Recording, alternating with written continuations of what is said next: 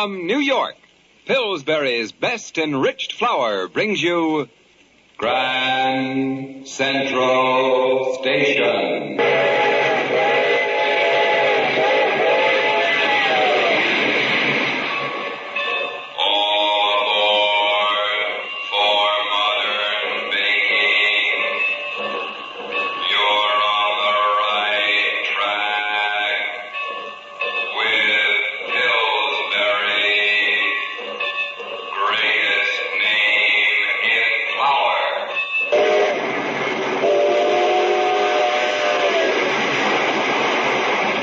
As a bullet seeks its target, shining rails in every part of our great country are aimed at Grand Central Station, heart of the nation's greatest city. Drawn by the magnetic force of the fantastic metropolis, day and night great trains rush toward the Hudson River, sweep down its eastern bank for 140 miles, flash briefly with the long red road terminals south of 125th Street, dive with a roar into the 2.5-mile tunnel which burrows through the glitter and swank of Park Avenue, and then Grand Central Station, crossroads of a million private lives, gigantic stage in which are played 1,000 dramas daily.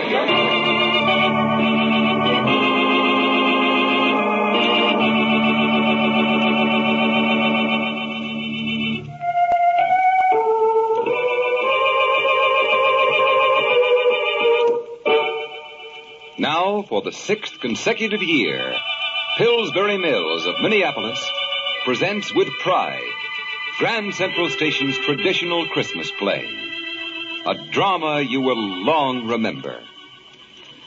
This is Galen Drake, and before we get into our Christmas story, I want to say just a word about the 3 top prize-winning recipes in Pillsbury's Grand National Recipe and Baking Contest.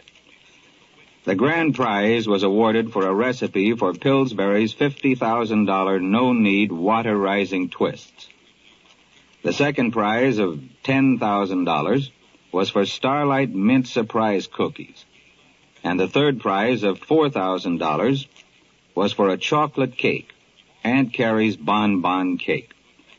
Now, there's $64,000 worth of prize-winning recipes. Recipes won with Pillsbury's best flour. Now, as you know, you always bake your best with Pillsbury's best, and we have those 3 recipes ready for you now, and we'll be glad to send them to you. You just drop a penny postcard to Ann Pillsbury, Prize Recipe Department, Minneapolis 2, Minnesota, and she'll send you your copy. Ann Pillsbury, Prize Recipe Department, Minneapolis 2, Minnesota.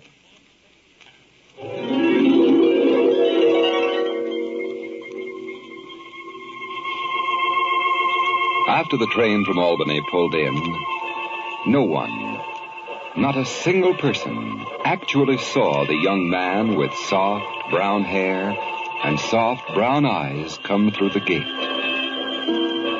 Still unseen, he walks the length of the great waiting room, now strangely tranquil as travel ebbs on Christmas Eve. Quietly, he goes out the door, down the street, and then up the broad marble stairs of the hospital. When the girl at the switchboard turns to him... What can I do for you, sir? Without saying a word, he gives her a card. She's startled by the name on it and instantly announces him to the hospital superintendent. Dr. Mason is here to see you. Mason? Dr. Mason who applied for an internship? Yes, Dr. Garrett, it is Dr. Mason from Albany. But that's impossible. Shall I ask him about the telegram? No, I'll do it. Send him in, please. Yes, sir. Dr. Garrett will see you, sir. First door to the left.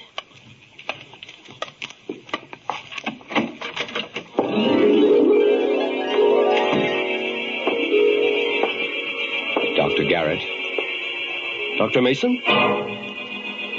You are Dr. Mason? I'm sorry that I was delayed, Dr. Garrett. But just 10 minutes ago, Yes. 10 minutes ago, you received a telegram. Why, that's right. I know. From your mother. I know. But, man, Why, look at it. It says that you... That I was killed. Do you mind if I tear up that telegram, Dr. Garrett? Well, I don't understand. I was so unnerved by that wire. I'd counted so much on your being here tonight. Christmas Eve. A night always busy with calls. You are short of interns. Oh, yes. Mason, these are the slums. Walk through block after block and you won't see a doctor shingle. Not one. The people here are too poor. They know only one healer. The intern and his ambulance. And tonight, night of mercy and goodwill, they would have cried out in vain. Well, now that you've come, I won't have to say to the suffering, wait. Wait. There's only one ambulance tonight, and that's out on a call. Wait and suffer. I have no one to send to you because Dr. Mason was killed. It's good that you're here, Mason. It's good. It's good to be here, Dr. Garrett. Well, you better get started. Take this slip down to the storeroom. See that they give you a warm sheepskin coat. Thank you. And a pair of mittens. From there, you go to the ambulance room. I'll have your driver waiting for you. His name is Mac. My name is Mac. The chief says I drive your crate tonight. Crate? Crate, jalopy, sick buggy, ambulance, take your pick. Oh, I see what you mean. You green interns, you're all the same. The first time you spy a ambulance, your eyes pop wide, like you've seen a heavenly chariot or something. Not me. I've been driving this old baby for 8 rotten years. An ambulance, Mac, is a sacred thing. It is a chariot of mercy. Uh-oh, 2 bells, that says. Come on, Mason, that's your first call. 234 South Street. 234 South Street. 234 South Street.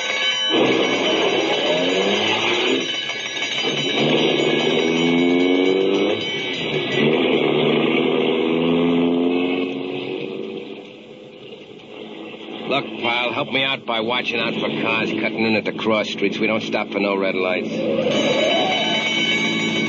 Look, Doc, what did I tell you? Watch it or we'll both be killed.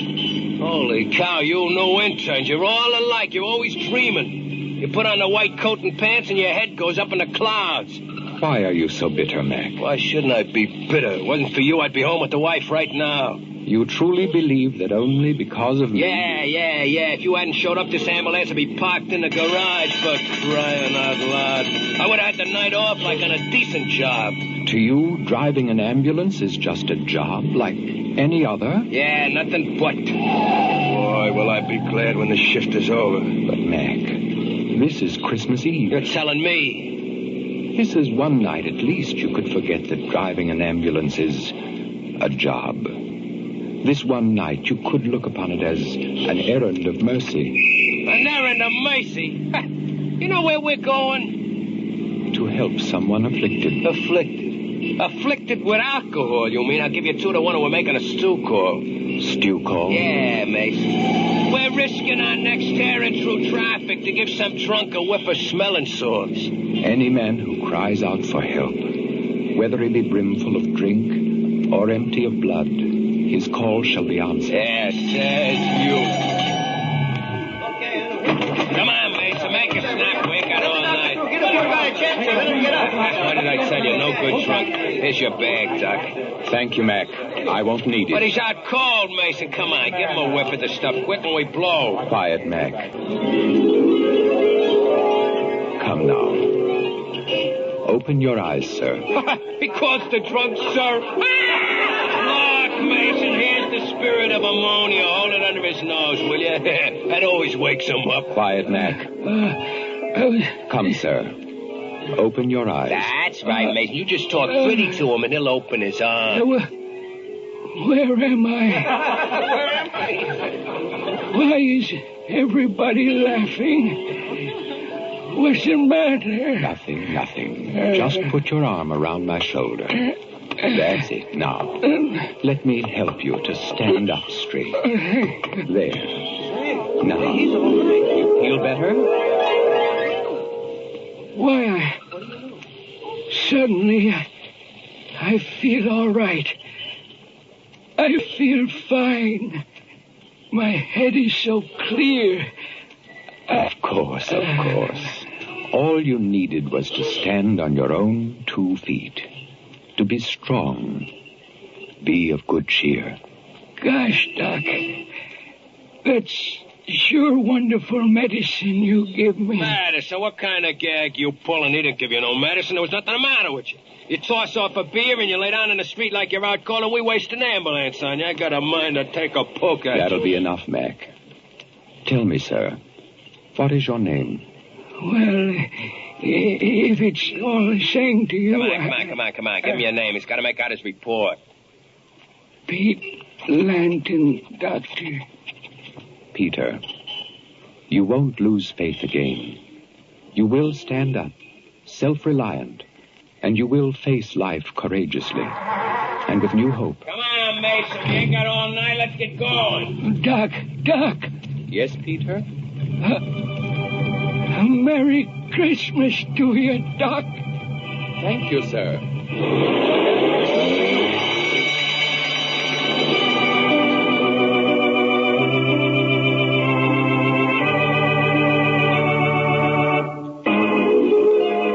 Dr. Mason. Dr. Mason, I'd like to speak to you. Yes? Mason, Mac tells me you didn't even open your bag on your first call. No, it wasn't necessary. Well, now, don't misunderstand me, Mason. I can't begin to tell you how thankful I am that you're with us this evening, but... But from now on, I'm not to use suggestion. Or whatever it was you did use. Please follow standard materia medica in treating your cases. You're not offended? Of course not. Oh, that's fine, Dr. Mason. That's your call again. Third floor. 19 Water Street, third floor. 19 Water Street, third floor.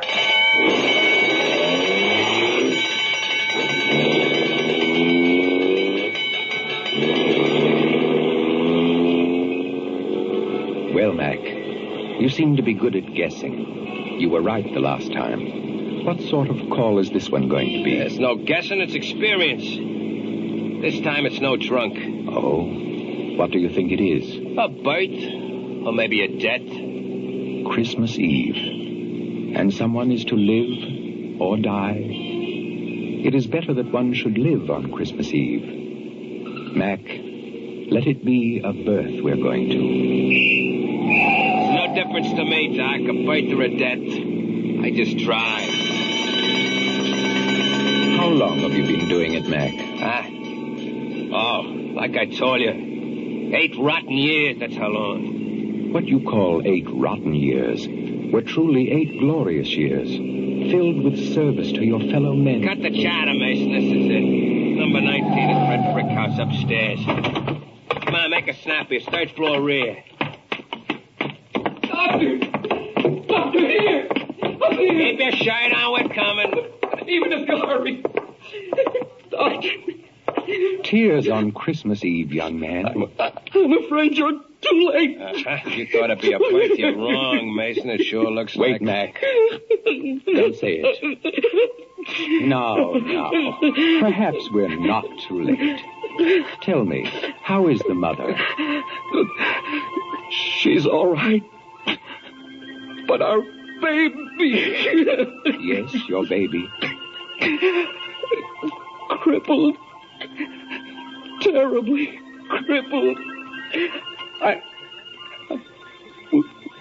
We prayed for our child to be born on Christmas Eve.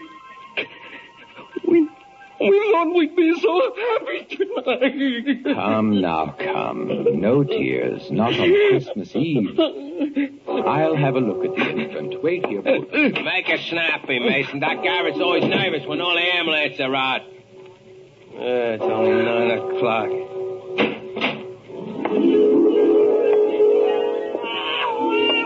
Hey, what's the idea of bringing the kid out here? Oh, let me hold him, Doctor, please. Of course. There you are. Ah, the child knows his father. Yes. He knows me. He knows me.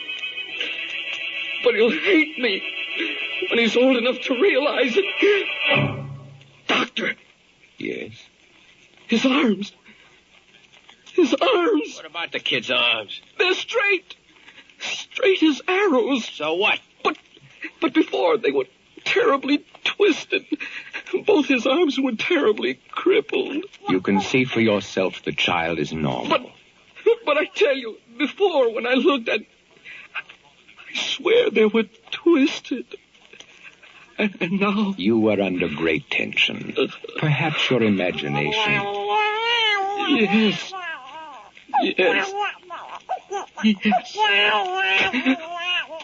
Oh, my little son. Aren't his tiny fingers so tiny? And now go in and tell your wife truthfully that her baby is normal in every way. Show her. Yes. You both look forward to a happy Christmas Eve. It is. Remember, tears are not for Christmas Eve. Hey. Come on, Mason. Forget all that good fairy stuff. This fella's hopped up enough as is. Let's go. Yes, Mac. Oh, Doctor. Yes? Merry Christmas, Doctor. Thank you. A Merry Christmas to you, sir.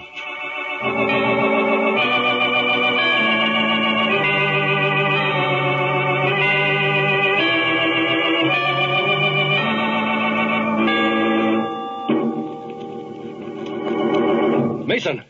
Dr. Mason! Yes, Dr. Garrett, you've been looking for me? Yes, I... 471 only one bell. Go on, Dr. Garrett. Well, I must speak to you, Mason, about the telegram. Yes? The telegram which said that Dr. Mason was killed. The one you said was a mistake. Did I, Dr. Garrett? I've just spoken to the sender of that telegram. I have just finished talking to Dr. Mason's mother on the long-distance telephone. That's my call. I'm sorry, I must go, Dr. Now, wait, man, wait. I want to talk to you. Listen to me, please. Dr. Mason was killed. Do you hear? 3 hours before you walked into my office, he was killed while driving to the Albany Railroad Station. And his mother saw him die.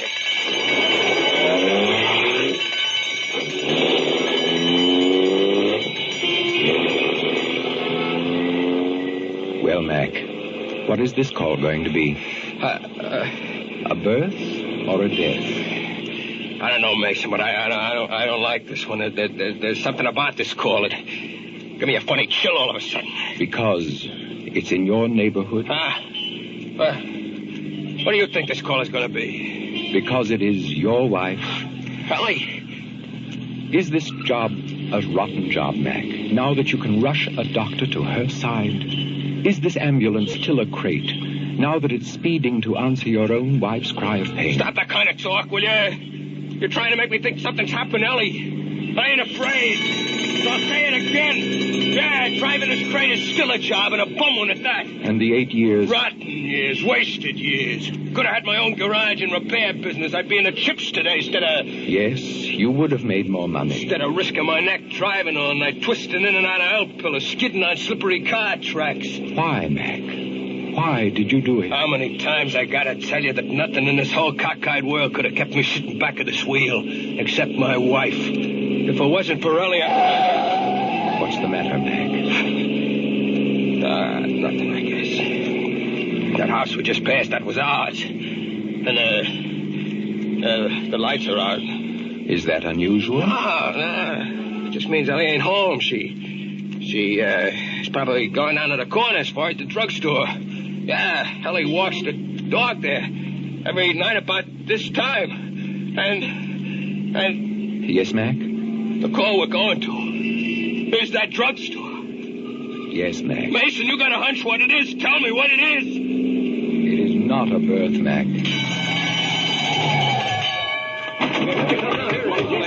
me through! Let me through again! Ellie! It's Ellie! Mason, do something! You gotta do something! Please! Please! We will take her to the hospital, Mac.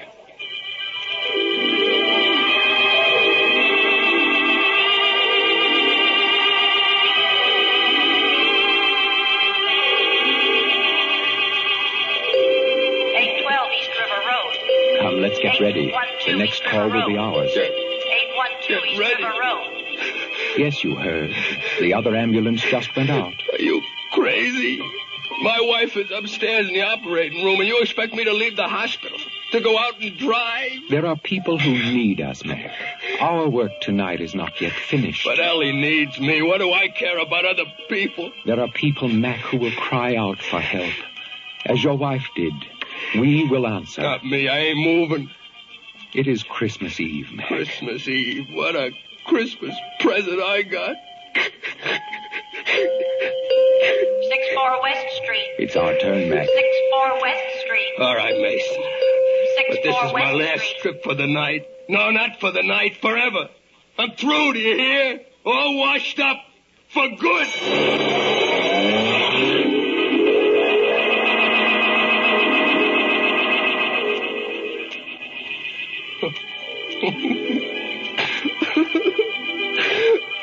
I'm terribly sorry, Mac.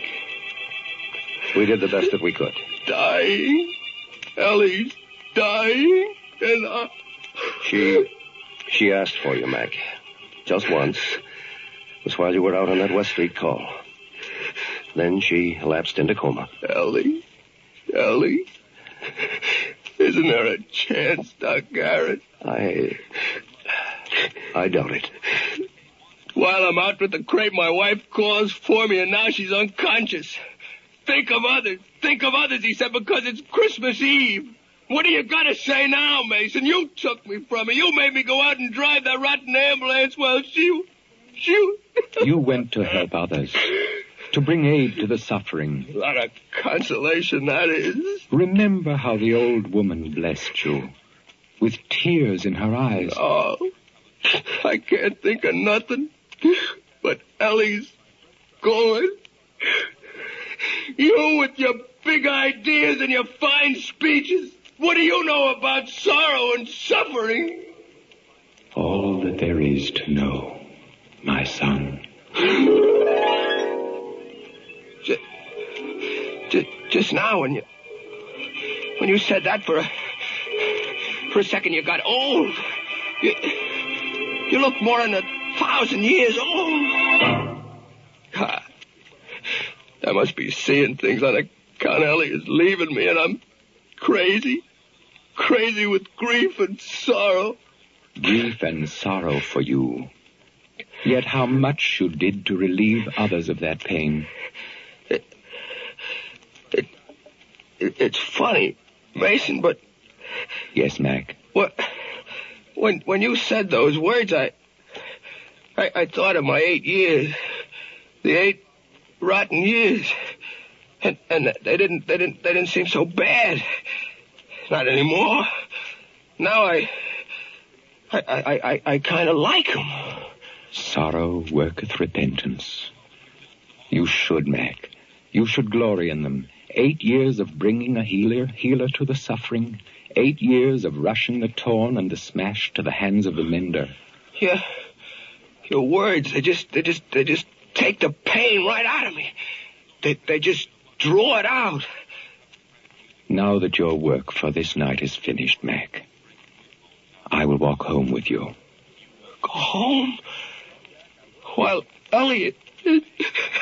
Yes. Okay, if you say so, Mason. But for the life of me, I don't know why I'd take your word.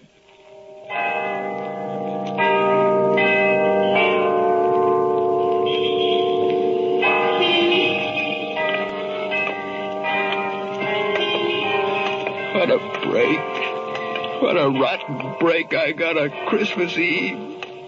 You love her a great deal, don't you? Yeah. Soon, it will be midnight. A Merry Christmas. How did she greet you each night when you returned from your driving? How did Ellie greet... Why do you ask that, Mason? Tell me, Mac. I want you to say it. Well, she... Tell me. She's like a happy, anxious kid. She'd go out and put on a porch light. Didn't matter even if the weather was terrible. I used to bawl her out for it. Tell her she'd catch pneumonia. But she'd always put on a porch light and stand outside there waiting waiting for her shining knight returning from his errands of mercy. As soon as she'd see me come around the next corner, she'd call to me. And now, will you continue your driving? Yeah. I'm sticking to it, Mason. Even though Ellie won't be around, I'm sticking. This is your corner. Yeah. Look to your house, my son. The light? Our porch light, it's on. Mason! Your eyes! Mason! Mason! Where are you? Look to your house, my son. No! It can't be! Nine! It's Ellie! Ellie, darling, it is you! Thank God! Thank God! And forgive me. I did not know who you were.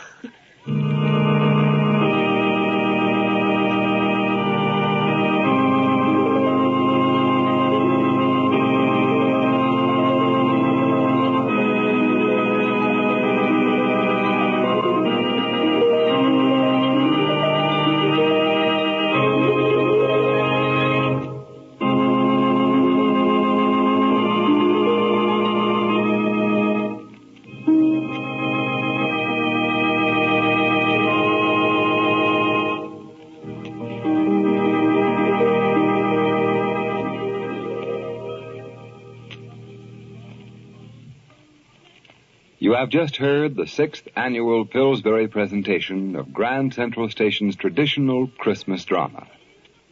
In a moment, I'll return with the names of the players who gave such an inspired performance. This is Galen Drake, bringing you a Christmas greeting from Mr. Philip W. Pillsbury, president of Pillsbury Mills. It reads, "Throughout the entire world, this Christmastide, families are gathered in prayer and festivity. Christmas started when a child was born into a family many centuries ago. And the families of the world have perpetuated the Christmas spirit. Fathers, mothers, sons, and daughters, united always in the hope that peace on earth, goodwill to men, will someday blanket the world. Only when the true spirit of Christmas stays with us every day shall we know the peace on earth that angels sang about so long ago. I extend a greeting to your family from the people who make up the Pillsbury family, and it's a big family. The farmer who plants the wheat, the employees in our mills and offices, and your grocer, baker, and feed dealer who carry our Pillsbury products. We at Pillsbury hope this Christmas will be a true day of joy, that there will be songs and feasting, a family gathered round the table, and a word of prayer. And above all, the laughter of children. For it's the children who will keep Christmas always the day of love and understanding. Signed, Philip W. Pillsbury." Our play, Miracle for Christmas, was written by J. Bennett. Our stars, Mason Adams as Mac and Ralph Clanton as Dr. Mason. Gilbert Mack was featured as the young father, Walter Griset as Dr. Garrett, Madeline Pierce as the baby, with the music by Lou White and Burley Mills. Next week, the tender, affectionate drama of the young reporter whose human interest New Year's story never got printed because instead of writing it, he lived it. Our cast is headed by the 3 top featured players of Broadway's smash hit, Death of a Salesman, Cameron Mitchell, Mildred Dunnock, and Howard Smith. Now, this is your Grand Central Station narrator, Ken Roberts, wishing you for all the Pillsbury folks a very Merry Christmas. This is CBS, the Columbia Broadcasting System. Stay tuned for Stars Over Hollywood. It's 1 p.m. White Rose tea time. Feeling droopy? Perk up with White Rose tea.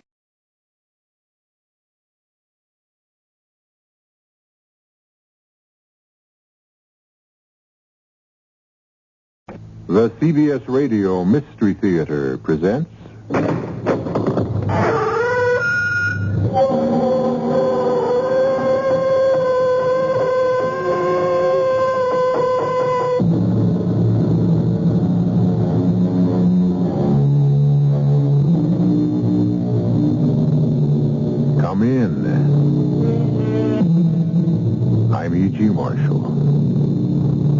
welcome. Doubly welcome this special eve, of course. If you look in Webster's dictionary under the word miracle, you can read the definition, an event or effect contrary to the established order of things. A wonder or a wonderful thing. This is the story of a miracle that took place at Christmas time. The very best of all possible times for miracles. And it begins with an ad which has appeared for 10 years in the Dawson City Times and the Thomasville Courier. We'll begin the advertisement with, if the owner of the Santa Claus suit rented to Jennifer Swallow will present his copy of the receipt to me, Jasper Crown, he will be Oh, you'd have to include your address and your phone number, etc. Of course, Jenny, we'll include that. He will be remunerated to whatever degree he asks, up to $1 million. Does that seem fair? Oh, it isn't fair. It's silly. The rental was less than $1. Why should it be worth any more than that? Maybe you'll never know, but I will. And everyone else who hears this story will know.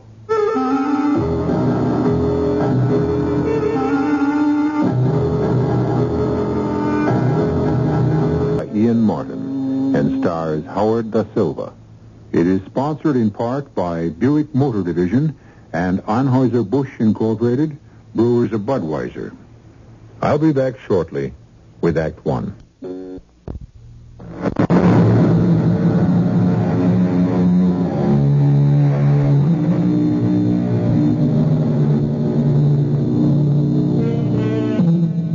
This is a story of a very special time and a very special love affair between a bright and artless 10-year-old and a bitter, soured man who made himself old before his time. But however it ends, it begins with hate. What was that, Arthur? A rock through the window. That's an ugly mob outside. Yeah, no goods, inadequates, ingrates. Because you've taken their livelihood away from them. My livelihood as well. I can't go on losing money with the mill. Since Robert walked out on me, I don't need any more. But Thomasville does. Good Lord, it's the only real industry we have left to keep the town alive. Are you my lawyer or theirs? You know whose lawyer I am. My friend or theirs? That's a question which gets more and more difficult to answer. Jasper, it's Christmas. And Robert had good ideas for the mill. I don't want to hear any more about the mill or about Robert, my son, or my daughter. Most of all, I don't want to hear about Christmas. That cheap, tawdry, pagan celebration. There, at last. The riot. They'll break up that no-good rabble. That's my Christmas present to them.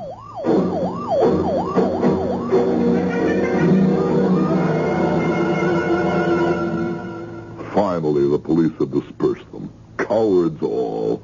A mob has no courage. Well, what are you going to do about the window? Close the room off. Heaven knows there are enough other rooms for me to wander through alone since I've been deserted by my family. Well, that's scarcely fair to Emily. Emily? Did I once really have a wife? Was there some warmth in this house? While my sister lived. Well, she's dead. Too many years ago for me to want to count. There's no one left but my housekeeper and me. At least Mrs. Murchison hasn't deserted me, as you want to. Go then, Arthur, go. It's safe now. The papers are all signed. I won't execute these till after the holiday. The day after Christmas. The day after Christmas is Sunday, so I can't do anything till Monday. Very well, but the execution is signed, sealed, and delivered. When I sell the mill, I'll be not a millionaire, but a multi-millionaire. Or do you mean that crowd of hicks the police just chased away? You think I'm frightened of them? Oh, I didn't mean physically, and I didn't mean concerned either. I mean terrified for your immortal soul. Oh, don't trouble. I'll let myself out. Oh, Mrs. Murchison, if I don't see you again before the great day, Merry Christmas. And a Merry Christmas to you, Mr. Daly. Who was on the phone, Mrs. Murchison? Oh, such good news for you, sir. It's little Mary herself. What did she want? Sure, she's still on the phone waiting to tell you herself. I have no wish to talk to my daughter. Ah, but when you hear her news... What news? She wanted to tell you herself. If she's leaving that damn foreigner and coming home alone, I'll talk to her. Otherwise, go and hang up. Without listening to what she has to say? There's only one thing I want to hear from her. An apology. Oh, you're not going to talk to Miss Mary? No. I wanted to save the news for her to give you. Oh, but now sure I have to say it myself. It's a baby she's going to have. She wanted you to know you're going to be a grandfather. No, some penniless foreigner. No, thank you. You can tell Mrs. Blumenthal it won't work. She's still as completely cut out of my will as her brother. When you hang up the phone, you can bring me a cup of tea. I'll be in the library. Oh, the good Lord favor me and put the words in my mouth. Mary, sweetheart, forgive me for being gone this long. Well, that's all right, Murch, honey. Is Dad there? Well, my Vernon, to tell you the truth, he's after having a little bit of a lie down, and, Well, it's all right. I know what he's lying down on. Any reconciliation with me. I thought maybe the time of year and the baby... Did you tell him about the baby? Well, I didn't want to. I wanted it to be your surprise, but... Okay. Forget it. I get the whole picture. Maybe I knew before I tried again. Now I know it's hopeless. Merry Christmas to you, Murch, love, anyway. And a Happy New Year. Oh, Mary, my darling. Oh, what's the use? How long can you fight? If he just wasn't so stubborn. If only Mr. Crown could forget himself and accept someone else into his heart.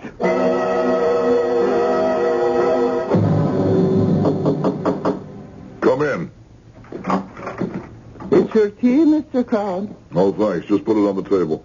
Yes, sir. Well, was there something else? Yes, Mr. Crown. This next Christmas would be my 25th that I've served your family. Oh, in heaven's name, spare me the Christmas spirit. It's choking me. Well, it's choking some of the rest of us, too, Mr. Crown. Everyone has a limit. You're not alone in that. I've just been talking to Mary, and I've lived through a long, difficult time in your family. I'm giving my notice. Before dinner? I honestly don't care if you ever eat again or live. I just have time to catch the next bus. I'll send someone else to clear out everything that's left of mine in this house. I want no part of it or you ever again. A little while later, the front doorbell rang. With Mrs. Murchison gone, Jasper was tempted not to answer it. But when it rang again, some secret urgency drew him down the long corridor. On the walk, he winced. His elbow pained him, and the arthritis in his right leg jumped and sent shivers. Every ache and pain he had ever known seemed to assail him, till the magic moment he opened the door and saw, standing on the stoop, her freckles burning bright in her snow-white face, her pigtails stiff in the icy wind, Jennifer. And even though he didn't realize it, magic was upon him. Yes? Who are you? Jennifer Swallow. What are you doing on my doorstep? If you please, Mr. Crown, I'm freezing to death. Oh, you came here of your own free will? What do you want? I have a business proposition to put to you. Not interested. How do you know if you haven't heard it yet?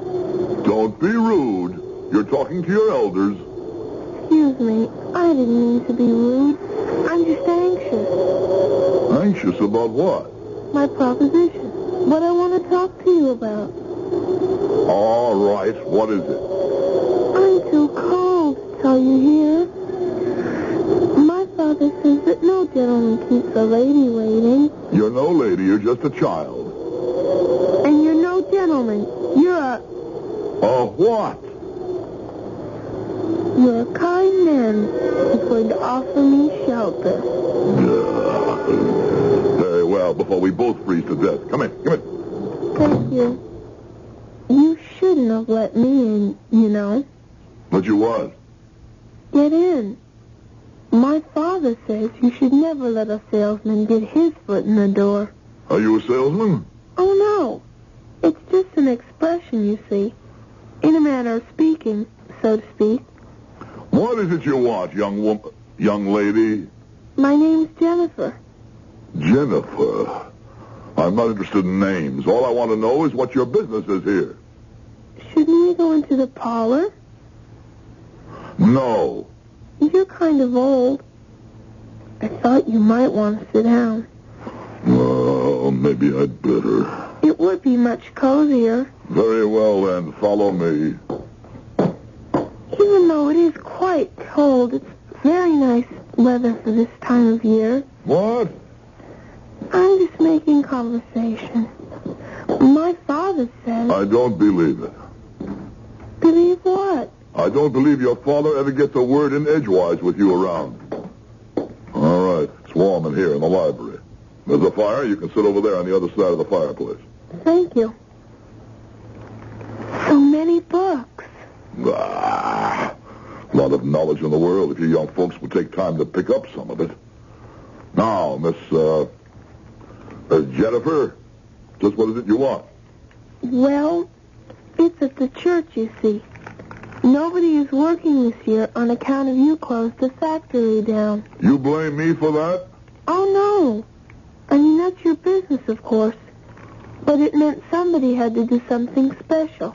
About Christmas, I mean. I might have known it. Sending a child here to blink her innocent eyes at me. Who put you up to this? Who sent you here to ask for money? No one. I just wanted... Don't lie. For a moment, you almost fooled me, young lady. But I might have known there was something behind this. There is, isn't there? Well... What is it? Present for the church? Oh, no. I already won those. From Win the Booty. You what? I said I already got those. From Win the Booty. You know. No, I don't know. What is Win the Booty? It's on television. Don't you watch it? I don't have a television set. Oh, it's fun. The man asks you questions, you see, and then you have to answer them. And that's what you did? Of course. Why are you so surprised? I'm just amazed that you didn't ask him most of the questions. So you won some prizes, eh? Oh, scrumptious ones. So you see, we don't need you for that. You don't say. Well, what do you need me for? Well, see, the presents are to be handed out tomorrow night at Christmas Eve. And we have no Santa Claus to do it. I wanted you for that. Of course. Because I'm rich and you thought that I might bring some extra presents. That wasn't it at all. Somebody else had an idea you should come here and ask me? No, sir.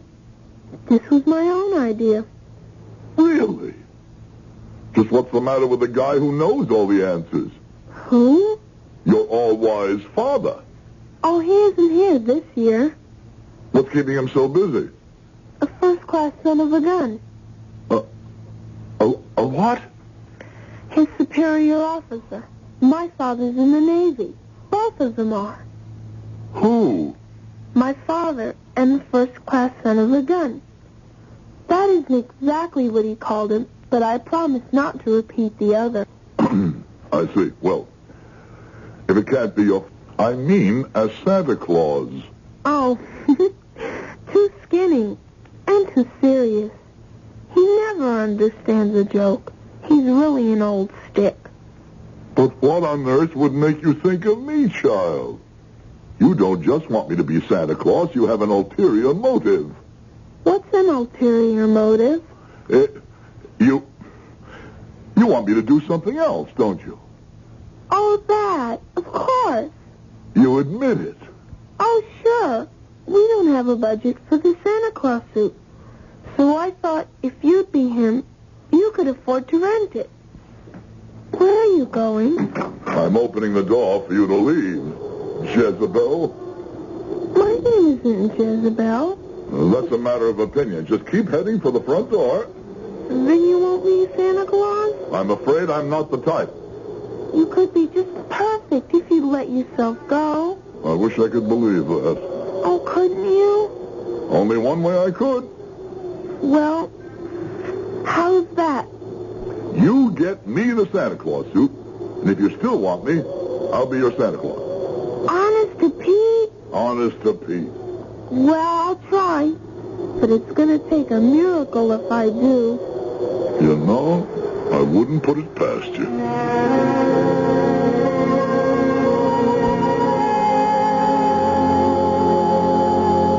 Jasper Crown remained with his hand on the door.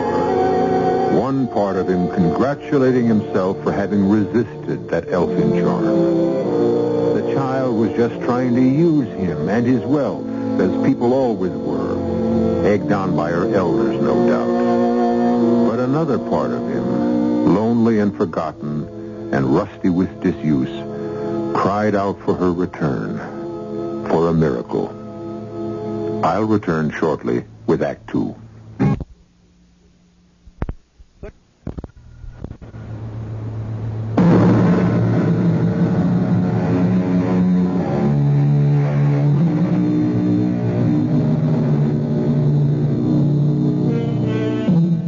Never underestimate the power of Jennifer. That night, Jennifer broke open her piggy bank and counted her capital. $2.23. The following morning, she bought a return trip ticket on the bus to Dawson City, which cut into her budget to the tune of $1.62. Once she got there, she set her jaw and started to comb the city. It was well after lunch when suddenly the freckles were dancing across her nose and her pigtails vibrating with delight. For there, just as she told herself there had to be, was a sign saying, Santa Claus suits for rent, dirt cheap. The proprietor was a wonderful man with a jolly round face and bristling white eyebrows and a shock of snowy white hair. As Jenny said afterwards, she almost wished he might be persuaded to come and play Santa Claus. But that's really a silly idea. He lives too far away. I beg your pardon, miss. Did I say something? Well, there are only two of us here, and I didn't say anything, so I think it must have been you. There I go again, thinking out loud. You couldn't. Could you? Or didn't I think that part out loud? What part? About wanting you to come and be Santa Claus in Thomasville at our church tomorrow evening. Oh, I'm afraid I couldn't. Some other people are expecting me.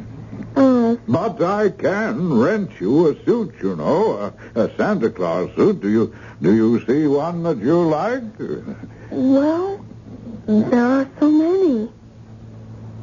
What's this one made of? Red velvet with ermine trim. You like it? It is nice. How much would it cost to rent it? Well, now, that's a very handsome suit and quite cheap at the normal rental of $100. $100? Too much? Oh, much too much. Well, now, how much were you thinking of? 61 cents. 61 cents, eh? Now, isn't that a coincidence? As a matter of fact, right down beneath the counter here, I may have just the thing. Yes, here we are.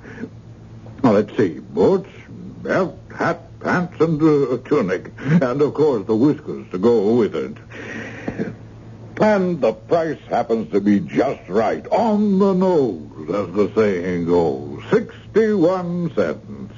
It is pretty old and tattered. Yes, it is. Seen a lot of use. I have to admit it isn't in the best of repair. But it's the genuine thing. Well, it is pretty ratty. But I'll take it. After all, the price is right. And the kids who are going to see it won't notice the condition. Because to tell you the truth, these days our clothes are pretty ratty, too. All righty-o. I'll wrap it all up. And while I'm getting it ready, you can sign your name right here.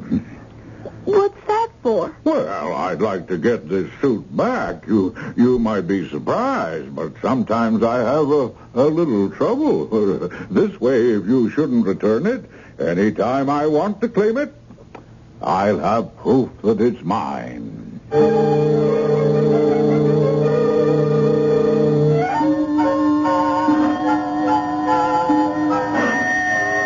Oh, now why doesn't Mrs. Murchison answer that bell? Oh, of course, I forgot. She's gone. Oh, rotten tarnation. I have to answer it myself, I suppose. I'm coming, damn it, I'm coming. Oh. Well, you don't have to pull it out of its socket. Please, it's so cold. I'm freezing. Oh, it's you again, is it? Well, what is it this time? Look, I got it. Got what? The Santa Claus suit. I thought you'd be happy. Why should I be happy? Because you said. You promised. You're not going to Welsh out. Aren't you even going to invite me in? So you tricked me into a promise I should never have given. I didn't either trick you. Oh, no? Well, we'll see. Well, what are you standing out there for, child? Want us both to freeze to death in this drafty hall? Go on in the living room. I've had the window fixed. Yes, sir, Mr. Crown. Well, in you go. There's a fire here, and it's warmer. It certainly is that. Thank you. So you got the suit, huh? Yes, sir. How? That's my business. Didn't take you long to maneuver it once you found out I wouldn't fork out for it, huh? That's right, Mr. Crown. Well, sit down. Thank you. That all? Excuse me? I mean, can't catch your tongue, huh? You certainly had enough to say yesterday. Why so silent now? I'm disappointed. Why? Because you're not happy, too. About the suit, I mean. Why should I be? I don't know, Mr. Crown. But I was just sure you would be. Well, you're wrong. I'm not. I made a bargain, and I'll stick to it. You don't have to. If you don't. I won't hold you to it. I mean, an unhappy Santa Claus wouldn't be much good. Do you want to? Want to what? Be unhappy? No, to get out of it. I don't even know if I can get into it yet. Close your mouth. You look silly with it open. Oh, come on. The suit, I mean. The suit. Come on, let's see it. I can't help it. I mean, it is a very difficult knot. Oh, give me that stupid parcel. Stop fiddling. Can't spend all night on this. Oh, good Lord. In what ragtag did you find this flea-bitten outfit, huh? Huh? I didn't either find it. I rented it. Rented it? And just what did you pay for this threadbare collection of junk? It cost 61 cents. How much? More, when you count my bus fare from here to Dawson City. $1.62 plus 61 cents. $2.23. My whole capital. And just where did you get $2.23? It was my tree money for Christmas. But I'd rather have a Santa Claus than a tree. So I broke my piggy bank, and I hate you. Oh, stop it. Oh, stop. All right, I'll be your Santa Claus. Oh, I'll even try the suit on now if you like. Oh, if you still want me, that is. And I'll be a pretty gruff Santa Claus, but... Oh, shall I try the damn thing on? Yes, please. After all, I spent the money. And something is better than nothing, isn't it?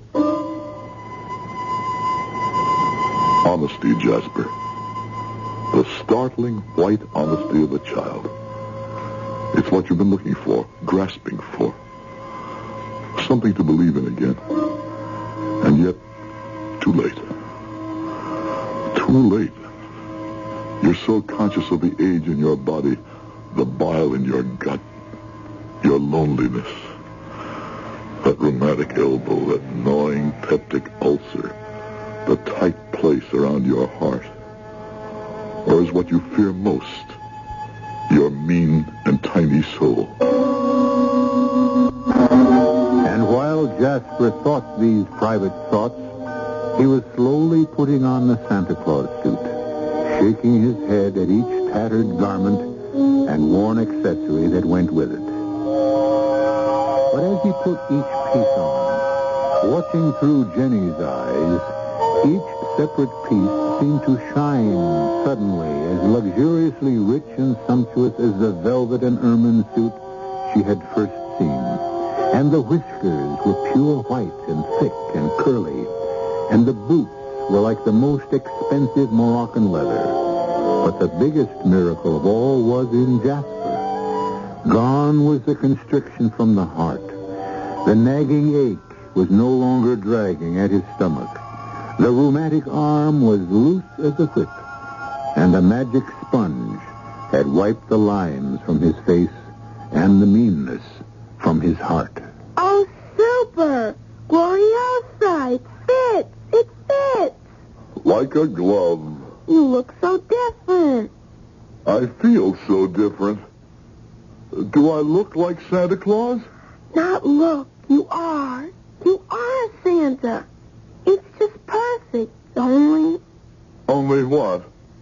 Do you think you could, you know, just a little, even smile?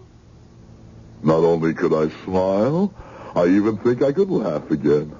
Oh, try, Mr. Crown, try. You could call me Jasper, Jennifer. And you can call me Jenny, Jasper. Hello, Jenny Jasper. Oh,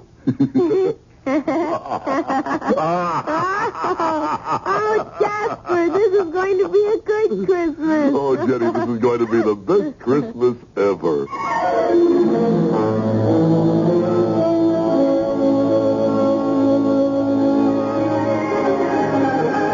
Now, Mrs. Templeton, now do you think? Yes. I was just coming to tell you, my dear child, that my husband said we are just about to commence.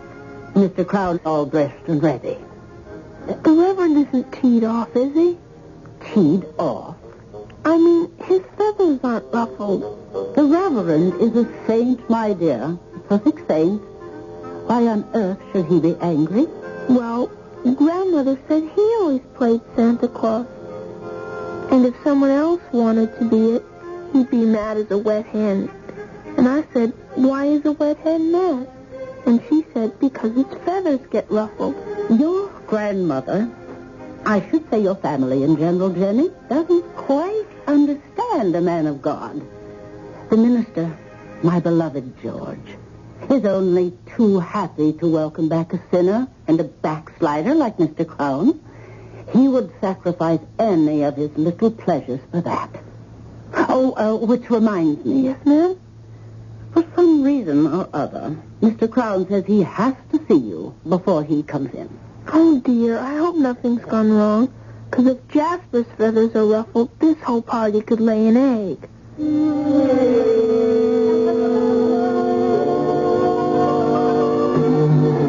thought we'd never get rid of that old stork. I told you he was an old stick. In the mud. Now, what I needed you for was to know if I look all right. Come over to the chair. He has the wig all wrong, and the hat not down over your nose, not sort of jaunty to one side. And he didn't put the rouge on your cheeks, like this. Oh, and now you really look like something. Oh, Jasper, you look just beautiful. And so do you, Jenny. Oh, I don't matter. You're the star of this show. Now you go out there and twinkle.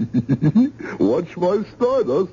Just call me Jasper, Jenny, and everything's all right. Just call me Jenny Jasper, and I know it's going to be.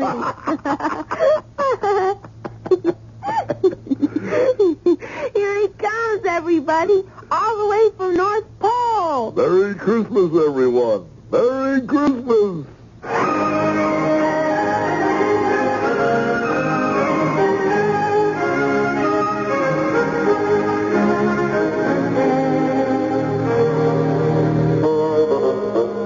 There it is. We have all been witness to the regeneration of Jasper Crown. A child's drive and belief has brought him back to the precious gift of present youth and laughter.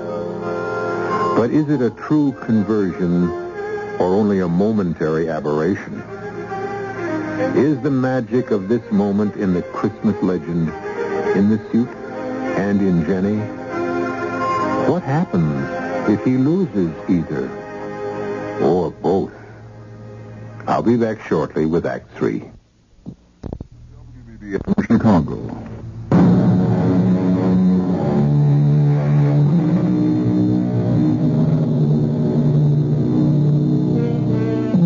The church party was an exceptionally long one that year.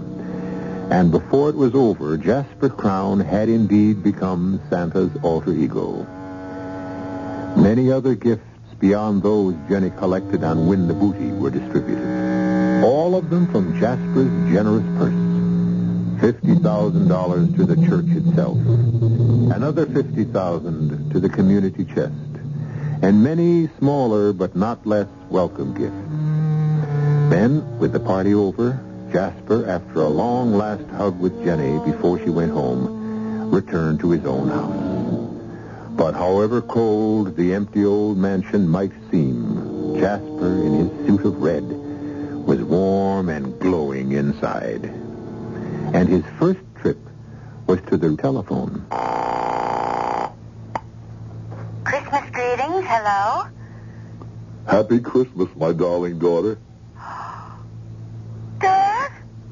Daddy? Yes, Mary. You're a miserable, old, wretched, stupid father. I can't believe it. I mean, you don't... Oh, you never were stupid. And you certainly don't sound miserable, old, or wretched. Well, none of those, but I was stupid. How can I make up for it to you and Leon? Make up? Oh, Daddy, I wish you could be with us for Christmas. It's a little late for that, but I have another idea. I want to buy plane tickets for you and Leon to come visit me and ring in the new year with me. Oh, Daddy. A real good new year. I just called Robert, and he and his wife are coming home with the children.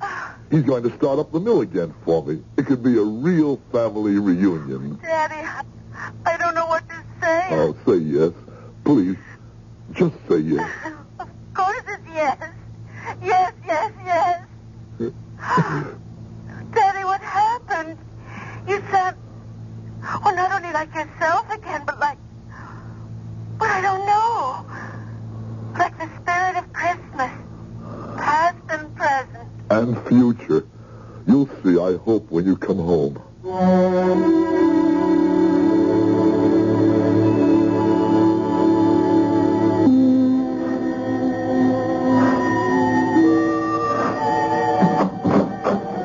Mrs. Murchison, come in. God and his angels be with me. I thought, Mr. Crown, for a moment you were the real article. I can't claim that. I wish I could. Oh. But I feel as cheerful as him. What brings you here Christmas morning? Well, now, sir, I felt real bad, particularly this time of year and all walking out on you. And here's Christmas Day, and you even without a dinner. So I was after bringing a little basket here, if you'd accept it. I accept it from the heart, and with my thanks. But I'd like to ask you something in return. What was that? Will you come back to work for me, Murch? I need you. Oh, you called me Murch. Mary's name. She's coming home with her husband and her child-to-be for New Year's. And Robert and his family. Oh. They're moving back to open up the mill. I'll need you, Murch. Ah, the Blessed Mary preserve us, so you will. And glad I'll be to come home. Good. But what is it that's come over you, Mr. Crown? A child brought me this suit, Murch. And putting it on, I went back to the man I was. I don't want to question either because I believe them both to be a miracle. And I thank God to have found happiness and peace again. And pray to him it will not be taken away from me.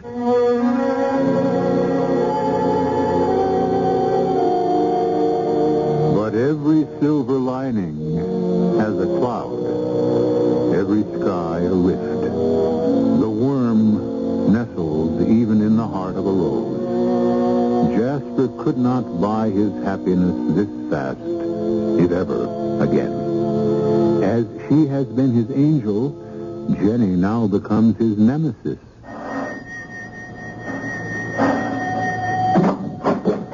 Good morning, Jenny. Good morning, Jasper. I didn't expect... Me to answer the door? Well, I saw you coming up the walk. I didn't mean that. I meant I didn't expect to see... I hate to say it, but I've come for the Santa Claus suit. No. What do you want it for? You'll have to take it off now, Jasper. Why? Because I signed the paper. I only rented it, and I'm responsible. I have to take it back.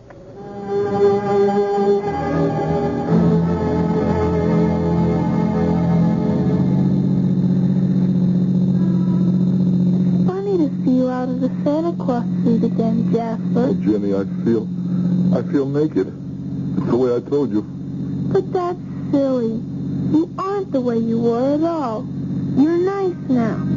The way I always knew you were underneath. As long as I have the suit. As long as you have you. That's what counts. My father says, oh, wait a minute. Tell the chauffeur. Here's the street. Oh, I was sure it was this one. Try the next. You watch one side, and I'll watch the other. You're not watching, Jenny. That's because I've already looked all the way down. It must be the next block. Why are you looking so sad again, Jasper? Because I feel that way. Not even sad. Frightened, Jenny. Why? I like the way I am. I didn't like the way I was. And I'm afraid that if I let go of the suit, I'll go back to being what I was. Never. Anyway, when we get to the shop, you can always buy it. Oh, tell the chauffeur to turn here, to the right. Take the next right, Edwards. You sure this is it? Yes, I know. Because there's the hat factory, and the cigar store, and the man who cooks spaghetti in the window of his shop. And right there next to it... What? What, Jenny? Mr. Edwards, stop and back up. See, Jasper? It's a dead-end street anyway. And there's that big school, and the storage company, and then the Chinese laundry. And right here between it and the man who cooks spaghetti in the window was... Stop the car, Edwards. But, Jenny, there's nothing here but an empty lot. But there can't be. Because otherwise, then it would have to be a miracle. Yes. That's what it would have to be. But that's impossible. Why? Because miracles have to be about holy things. And they have to be very old. Well, what's holier than Christmas? And it's pretty old. I must have made a mistake. We'll just have to keep... Little Jenny, listen to me. This is a funny thing to ask, but I ask it with all my heart. Don't let's go looking anymore, because we just might find him, and that's the thing I'm most afraid of. Why? Because then I'd have to give the suit back, and I might stop believing again. Oh, is that the time? The right time? Yes, what's wrong? I've got to get back to Grandma's fast. I'm catching a plane today. Edwards, home, step on it. A plane? Where to? Pacific. Japan. Back to my father. He's so lonely. I'm all he has. But Grandmother was getting old. And and we were both going to spend Christmas with her. Only that first-class son of a... I almost said it. Anyway, the Admiral said he couldn't spare my father because of the general situation. Oh, what am I going to do? About your father? No, about the suit. Jenny, why don't you let me handle this? I'm here, and your father and you are going to be on the other side of the world. How could you handle it? Well, let me tell you, and we'll write it down as soon as we get home.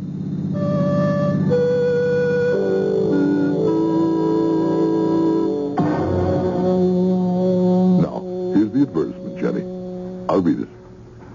If the owner of the Santa Claus suit rented to Jennifer Swallow will present his copy of the receipt to me, Jasper Crown, my address, phone number, and so on, he will be remunerated to whatever degree he deems fair and equitable, up to, but not to exceed, the sum of $1 million. This ad will appear daily till the first of the new year, and for the month of December of each succeeding year until the decease of the aforementioned Jasper Crown. Okay?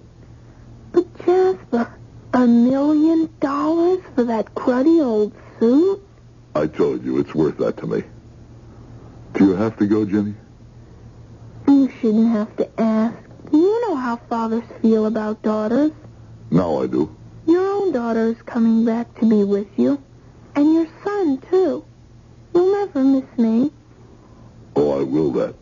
Don't ever mistake it. But I'm finally realizing all this fuss about a suit I thought was a key that unlocked my heart. And it wasn't the suit at all. It was you. I hate goodbyes. They're always sad. Why can't they be laughing goodbyes? Couldn't you laugh? Just a little? You said that to me once before, remember? And you laughed. I don't think anything could make me laugh now. I bet I could. Try it, Mr. Crown. Try what? That's not what you're supposed to say. What am I supposed to say? You're supposed to say, you can call me. Jasper, Jenny. And you can call me Jenny, Jasper. Hello, Jenny Jasper. Hello, Jasper, Jenny. Oh, Jasper, it's been such a good Christmas. The best ever.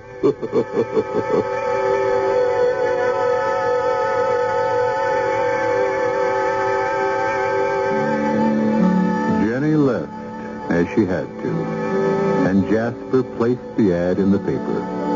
For 10 years, it appeared every December as Jasper lived out a full and happy life. His family, grandchildren, and his mill workers filling every Christmas for him.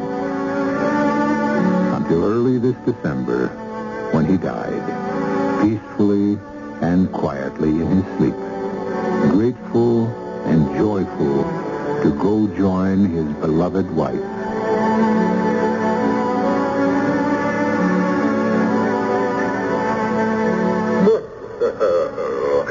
Hello, Mr. Crown. I've been proud of you these last 10 years. I've felt at peace with myself. The suit is in that rosewood box on my bureau. And here's a blank check signed.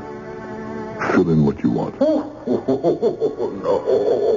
This is paid in full. I've more than had my rental. But I will take the suit back because it is Christmas again. And who knows? It may be very useful to someone else, eh? Now, excuse me, it's a busy season for me. Now, Dancer, now, Dancer, now, Prancer and Vixen. Did you hear him, Jasper? I did. It's been most of it such a good life. And the best of it, you made. But I'm tired, Jenny. So tired. Say goodnight to me. Good night, Jasper. I wish I could wish you Merry Christmas. No.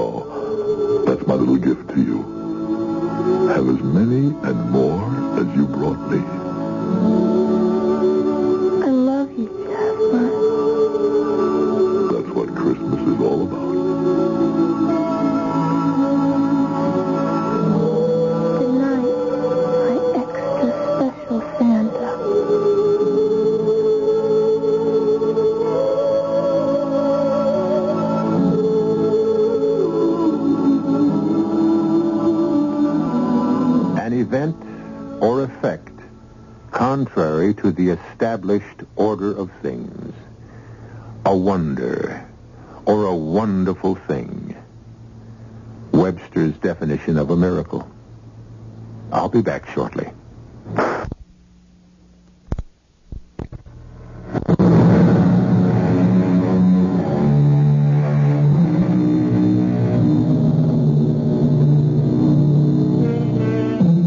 For this special night of the year, there remains nothing to say in closing but God rest you, merry gentlemen and ladies, and a merry, merry Christmas to all.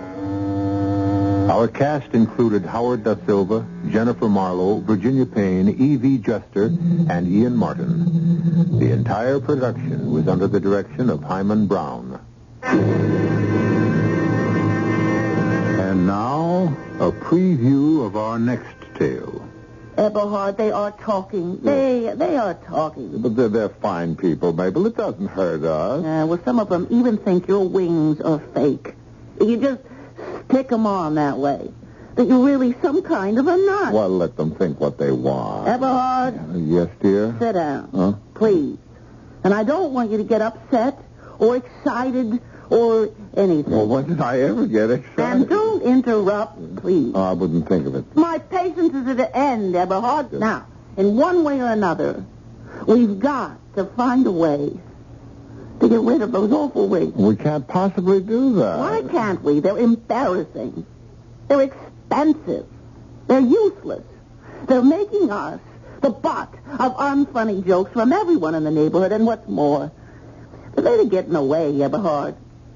Eberhard Edwards, those wings must go. Radio Mystery Theater was sponsored in part by Anheuser-Busch Incorporated, Brewers of Budweiser, and Buick Motor Division. This is E.G. Marshall inviting you to return to our Mystery Theater for another adventure in the macabre. Until next time, pleasant dreams.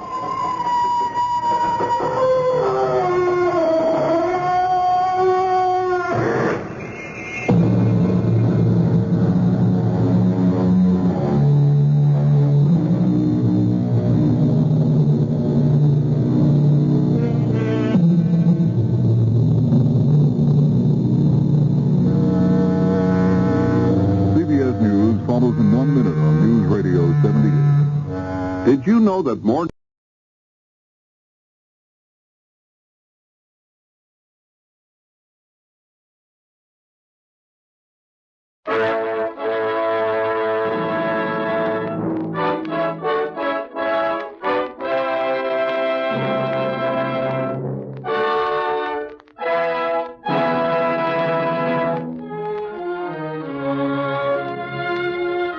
The makers of Campbell's Soups present The Campbell Playhouse. Orson Welles, producer.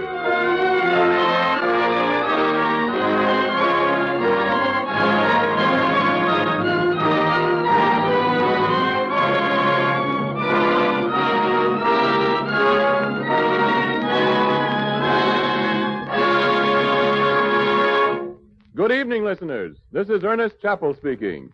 Tonight, Orson Welles and the Campbell Playhouse observe a Campbell tradition of long standing. They bring you Charles Dickens' well-loved tale of Yuletide, A Christmas Carol. 4 years ago, the makers of Campbell's Soups went shopping for a Christmas present to give to all their friends.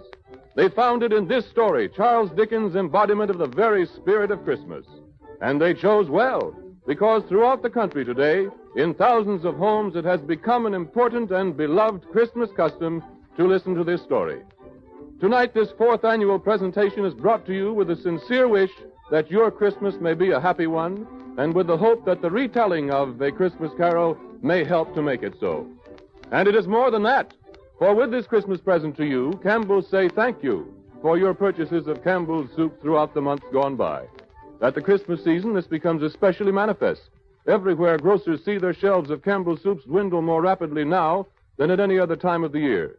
It used to be thought that the demand increased in preparation for the Christmas feast, but really it isn't that alone.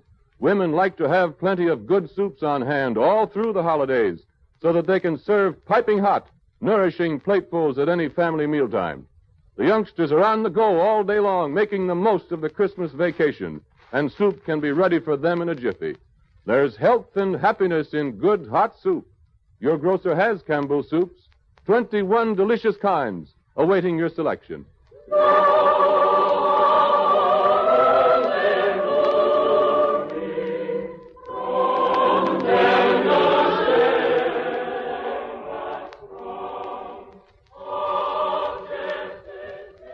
And it came to pass in those days that there went out a decree from Caesar Augustus that all the world should be taxed. And all went to be taxed, every one into his own city. And Joseph also went up from Galilee, out of the city of Nazareth into Judea, unto the city of David, which is called Bethlehem, because he was one of the house of the lineage of David, to be taxed with Mary, his espoused wife, being great with child. And so it was that while they were there, the days were accomplished that she should be delivered. And she brought forth her firstborn son, and wrapped him in swaddling clothes, and laid him in a manger, because there was no room for them in the inn. And there were in the same country shepherds abiding in the field, keeping watch over their flock by night. And lo, the angel of the Lord came upon them, and the glory of the Lord shone round about them. And they were sore afraid. And the angel said unto them, Fear not, for behold, I bring you good tidings of great joy, which will be to all people. For unto you is born this day in the city of David a Savior, which is Christ the Lord. And this shall be a sign unto you. You shall find the babe wrapped in swaddling clothes, lying in a manger. And suddenly there was with the angel a multitude of the heavenly host, praising God and saying, Glory to God in the highest, and on earth peace, goodwill toward men. Since the days of Caesar Augustus, all people have celebrated by joy the great joy which shall be to all people. For unto us was born this day in the city of David a Savior, which is Christ the Lord. And on this day, at least in the calendar of our year, we affirm the glory of our God by the laughter of our children. Every nation, according to its character and its taste, by some gift of gaiety, has enriched the tradition of this our solemnest festival. And because America is what it is, we are the fortunate heirs of the accumulated customs of almost 2,000 years of keeping Christmas. The best songs that have been sung are sung by us. The best games that have been played, we play, and the best stories ever told are ours to tell. For storytelling has persisted as a Christmas ritual in spite of the printing press, a ceremony as hilarious and as serious as hanging the stocking, dressing the tree, and kissing under the mistletoe. And because Christmas is first of all for children, Christmas stories are fairy stories first of all. It is mildly surprising that the best of them all, which we're telling again for you tonight, is for everybody and turns out to be a ghost story.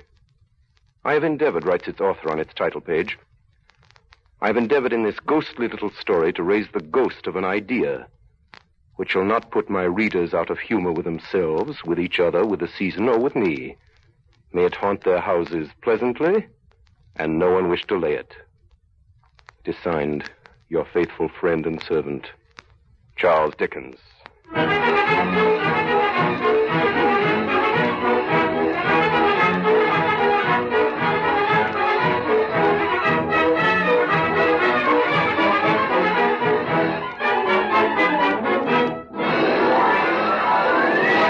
Marley was dead to begin with.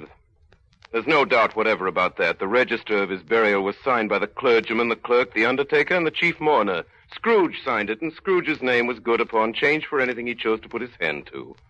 Old Marley was as dead as a doornail. Scrooge knew he was dead. Of course he did. Scrooge and Marley were partners.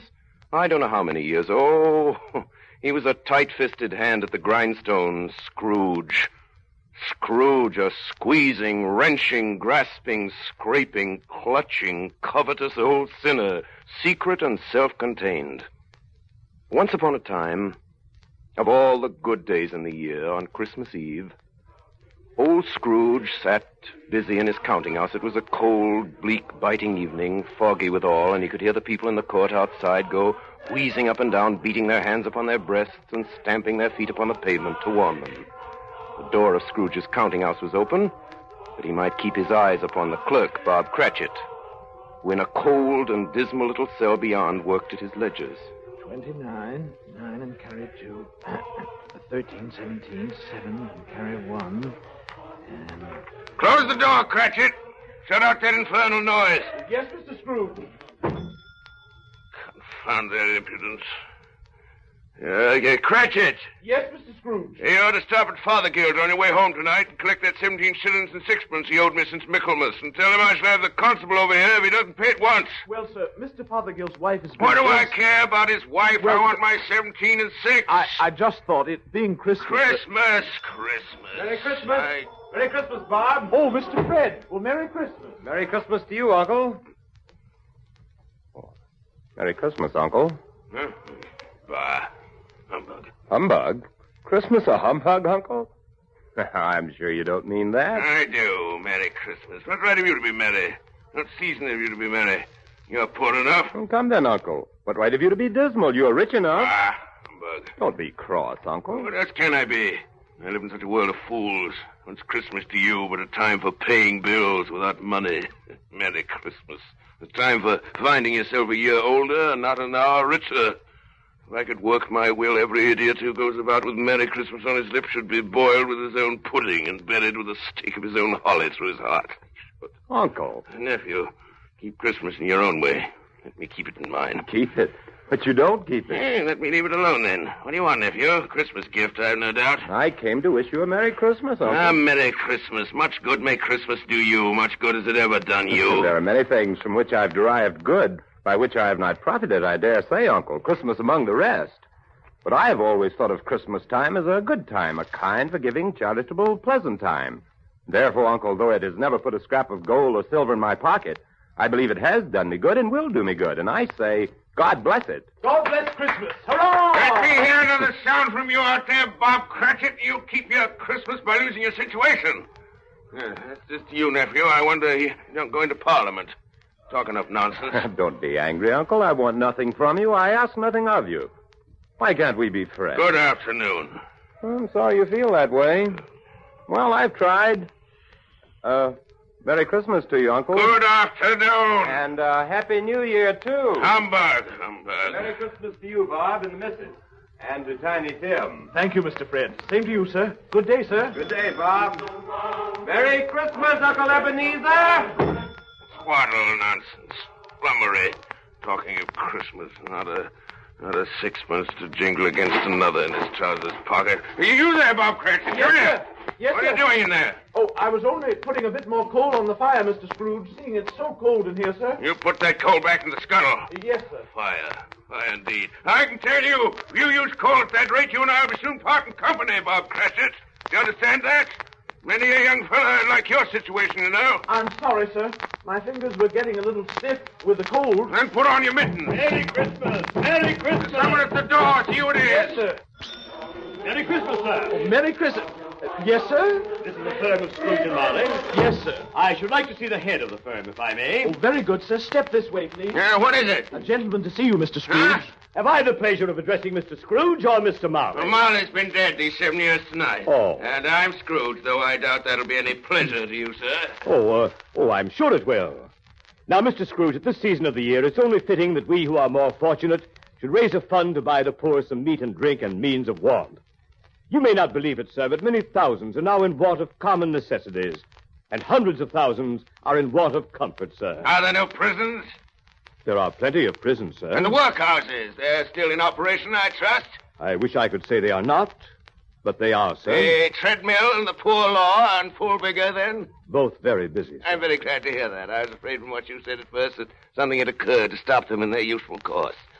Now, sir, what do you want with me? Well, Mr. Scrooge, a few of us are endeavoring to raise a fund for the poor and destitute. What shall I put you down for? Nothing. You wish to be anonymous, sir? I wish to be let alone. I don't make merry at Christmas time, and I can't afford to help make idle people merry. I help to support the establishments and take care of the poor. They cost enough. Let those who are badly off go there. Well, many can't go there, sir, and many would rather die. And let them do so and decrease the surplus population. Besides, how do I know that's true? You might know it someday, Mr. Scrooge. It's not my business. It's enough for a man to understand his own business and not to interfere with other people. Mine occupies me constantly. Good afternoon, sir. Cratchit, show this gentleman out. Cratchit! Yes, sir. This way, sir, please. Oh, excuse me, sir. I couldn't help overhearing. I should like to contribute threepence. It's all I can afford. But if there are others in worse situation than I... You're a generous fellow. I wish I might say the same of your employer. Good afternoon, sir. Good day. Merry Christmas. Good afternoon, sir. And a Merry Christmas. 15, 24, 31, 1 and carry 3. 17, 22, 33, 3 and carry 3. 4, 7, 8... Cratchit! 12, 15... Cratchit! Oh, yes, sir. Cratchit. Too late to have you go to Fothergill's. He'll be closed up for Christmas like these other fools. We may as well close up this place now. Yes, sir. It is getting a little dark. Hard to see the figures. I suppose you want the entire day tomorrow, Cratchit. If quite convenient, sir. It's not convenient, and it's not fair. If I was to stop half a crown of your wages for it, you'd think yourself ill-used, I'll be bound. Well, sir... And yet you don't think me ill-used when I pay a day's wages for no work. It's only once a year, Yeah, sir. once a year. Once a year, indeed. A fine excuse for picking a man's pocket every 25th of December. I suppose you must have the whole day. I'll see that you're here all the earlier the next morning. Do you understand? Oh, I will, sir. I will. Well, good night, sir. Good night, good night. Merry Christmas, Mr. Scrooge. Bah!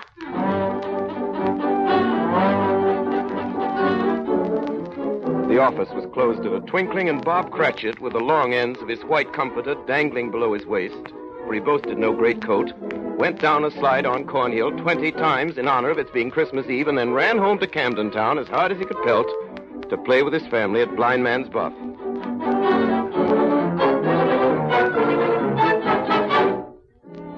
Scrooge, on the other hand, took his melancholy dinner in his usual melancholy tavern, and having read all the newspapers and spent the rest of the evening with his banker's book, went home to his dismal house.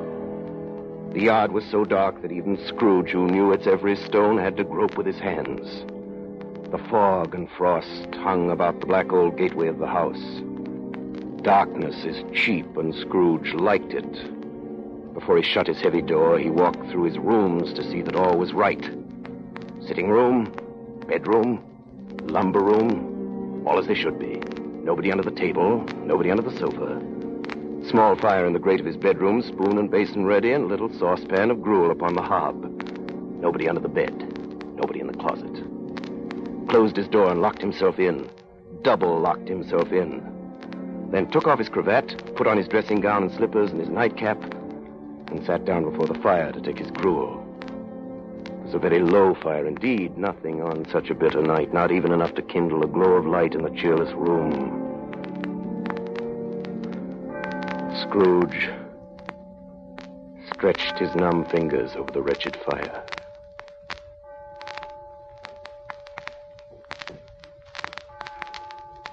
Then he saw something that made him draw them back.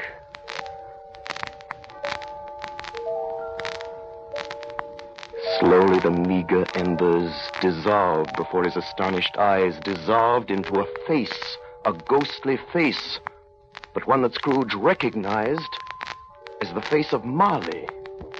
Marley, his partner, dead these 7 years. It was not angry or ferocious, but looked at Scrooge as Marley used to look, with ghostly spectacles turned up on its ghostly forehead. The hairs were curiously stirred, like flames blown from a chimney draft. And through the death-cold eyes, Scrooge saw the buttons on the back of his coat. Humbug. Humbug. Humbug. Scrooge got up and walked away from the fire. As he turned, his glance happened to rest upon a bell, a disused bell that hung in the corner of the room. It was with great astonishment and with a strange, inexplicable dread that as he looked, he saw this bell begin to swing. Slowly at first.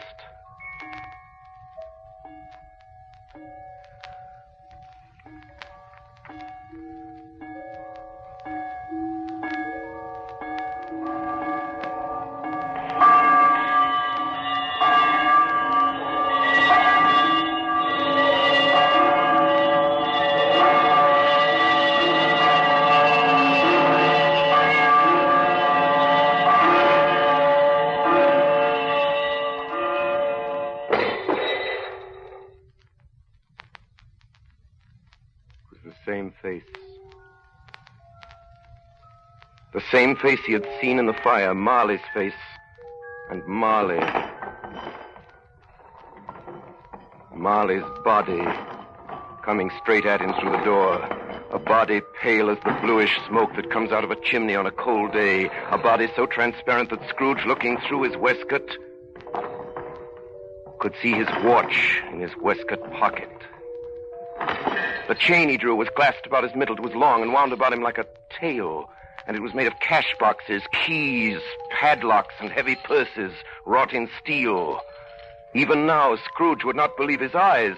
The ghost advanced towards him. Ebenezer Scrooge.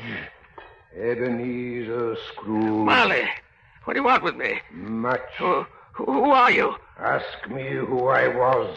Who were you then? You're particular for a ghost.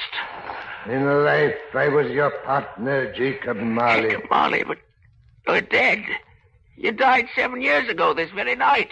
You do not believe in me, then? I do not. Why do you doubt your senses? Because a little thing affects them. A slight disorder of the stomach makes them cheats. You may be an undigested bit of beef, a blot of mustard, a crumb of cheese, a fragment of an underdone potato. There may be more gravy than grave about you, whatever you are. Humbug, I tell you. Humbug! At this, the spirit, taking the bandage off from it round its head, as if it were too warm to wear indoors, its lower jaw dropped upon its breast. Then is the worldly mind. Do you believe in me now? I do, Jacob, I do. Why do you walk the earth?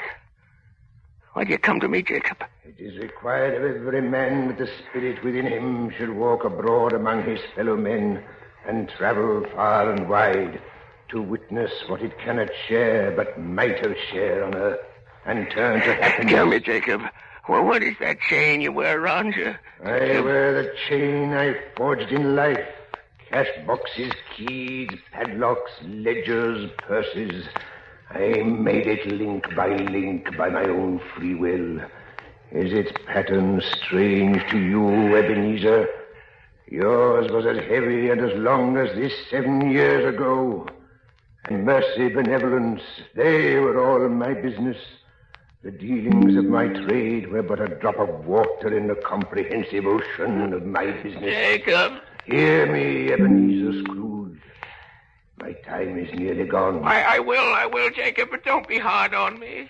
Speak to me, Jacob, but please don't be flowery. I'm here tonight to warn you that you have yet a chance and hope of escaping my fate. You were always a good friend to me, Jacob, thank you. And go on, Jacob. Listen to me, Ebenezer. You will be haunted by 3 spirits. I think I'd rather not. Without their visits, Ebenezer Scrooge, you cannot hope to shun the path I tread. Expect the first tomorrow when the bell tolls 1. Expect the second on the next night at the same hour. The third upon the next night. Look to see me no more. And look that for your own sake you remember what has passed between us. Marley! Jacob Marley!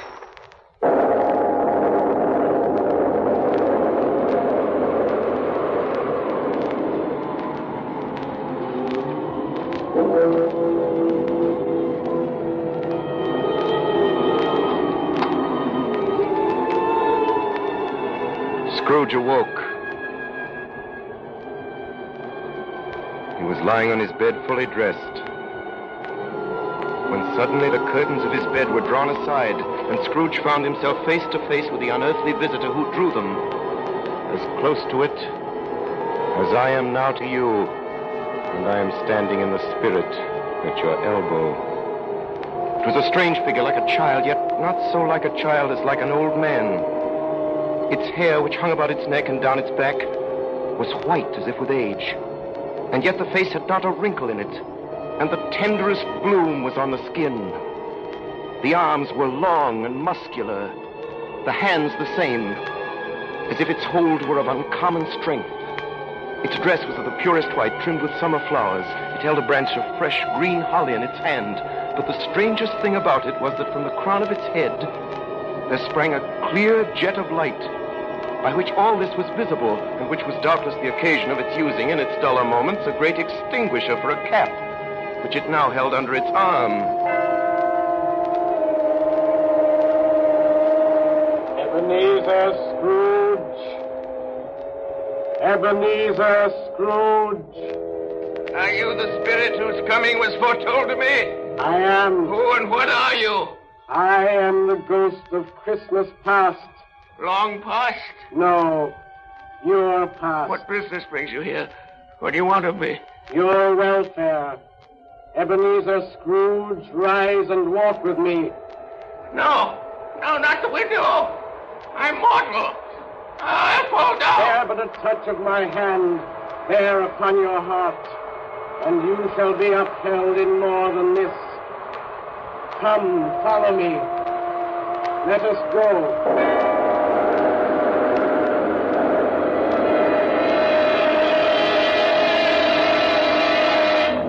They stood upon an open country road, with fields on either hand. The city had entirely vanished. The darkness and the mist had vanished with it, for it was a clear, cold winter day with snow upon the ground. They walked along the road. Scrooge began to recognize every gate, every post, every tree, until a little market town appeared in the distance with its bridge, its church, and winding river. Some shaggy ponies now were seen trotting towards them with boys upon their backs or in sleighs. And all these boys were in great spirits and showed to each other that they were happy, shouting through the broad fields until they were so full of music that the crisp air laughed to hear it.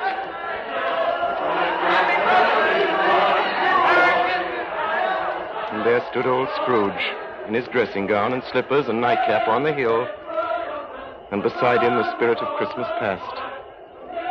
And now the spirit spoke again. Not all the boys and girls were singing on that Christmas day, were they, Ebenezer Scrooge? See the bleak building over there? That building? I was a boy there. Yeah, I went to school in that place. You recollect the way? I could walk it blindfold. Strange you have forgotten it for so many years. Come, let us go closer. Look through the window into this cold, barren room. What do you see, Ebenezer Scrooge? I see a boy. A solitary child, neglected by his friends, sitting alone, a book open before him. Yes, I see. I know that boy. I was lonely. Poor boy. Your lip is trembling, Scrooge. And what's that on your cheek? It's nothing. I was too late now. What is the matter? Nothing. There were some boys singing a Christmas carol at my door last night. I should like to have given them something, that's all. That is all. It's my old master, bless his heart. My old master alive again. and we, his clerks, so full of joy on Christmas Eve. Hold hands, you father. Bow and country. Hold through.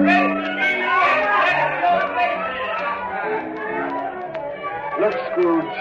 Look at that carefree young man with the light heart and the gay smile. Do you recognize him, Ebenezer? What is the matter, Ebenezer? Nothing particular. Something, I think. No. Only I should like to be able to say a word or two. To my clerk, Bob Cratchit. That's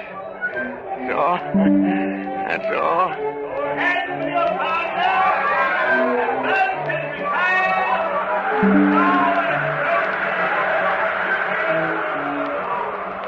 time grows short, and we have yet another journey to make. Where now? Come.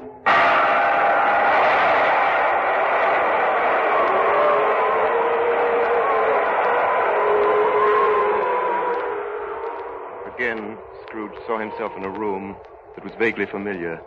He was an older man, a man in the prime of his life. And he was not alone, but sat by the side of a fair young girl. There were tears in her eyes. With you. Very little, I know. Another idol has displaced me. And if it can cheer and comfort you in time to come, as I would have tried to do, I have no just cause to grieve. What idol has displaced you? A golden one. Belle, listen to me. There's nothing the world so hard on as poverty, and yet nothing it pretends to condemn so much as the pursuit of wealth. The world again. You fear the world too much, Ebenezer. Belle, have I changed toward you? When we were engaged, we were both poor. Was it better then? No, was it better to be poor? Better at least to be happy. You're changed. You were another man then. I was a boy. Do you blame me because I've grown wiser? Have I ever tried to break our engagement? In words, no. Never. In what then? In a changed nature. In an altered spirit. In everything that made my love of any value in your sight. So, I release you from your promise. Belle, I love you still. Oh, at first it may cause you pain to lose me. A very brief pain. But soon it will be dim, like a half-remembered dream. An unprofitable dream. And you will be glad to be awake from such a dream. May you be happy in the life you have chosen, Ebenezer. For the love of him you once were.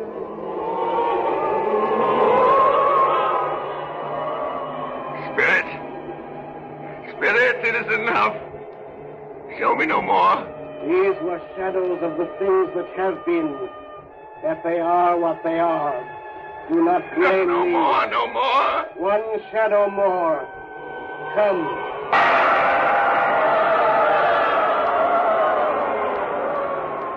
The relentless ghost pinioned him in both his arms and forced him to observe what happened next. They were in a room, not very large or handsome, but full of comfort. All around them were the voices of children talking and laughing. And before the winter fire sat a beautiful young girl, so like the last that Scrooge believed it was the same, until he saw her, the girl he had been betrothed to, now a handsome middle-aged woman sitting with her husband at their own fireside. Do you see this man, Ebenezer Scrooge? This man might have been you. And that girl might have been your daughter, Ebenezer Scrooge. She might have called you father. She might have been a springtime in the haggard winter of your life. Spirit, let me go. Show me no more. Listen now while they speak, Ebenezer. Oh, I saw an old friend of yours today. Who was it? Yes. How can I? Oh, I know. Mr. Scrooge. Mr. Scrooge it was. I passed his office window. It wasn't shuttered, and there was a candle inside, so I couldn't help seeing him. His partner lies at the point of death, I hear. And there Scrooge sat, all alone. Quite alone in the world, I do believe. Spirit, reward me. Haunt me no more. Leave me. Take me back. Take me back.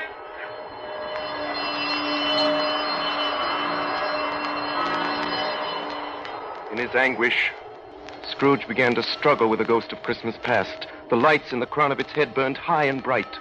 Scrooge, in a last desperate effort, tore the extinguisher cap from its head, and by a sudden action, pressed it down upon its head. And Scrooge was conscious of being exhausted and overcome by irresistible drowsiness. And further, of being in his own bedroom. He gave the cap a parting squeeze, in which his hand relaxed and had barely time to reel to bed before he sank into a heavy sleep. The stroke of one awakened him and sat him bolt upright in his bed.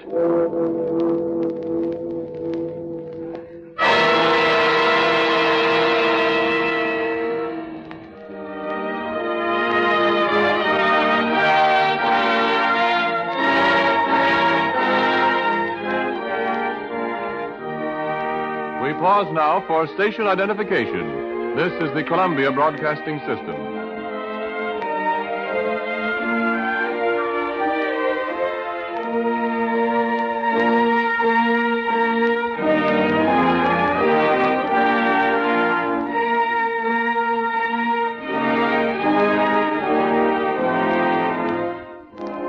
You are listening to the 4th annual presentation of Charles Dickens' A Christmas Carol, brought to you by the makers of Campbell's Soups. We return you now to the Campbell Playhouse and Orson Welles.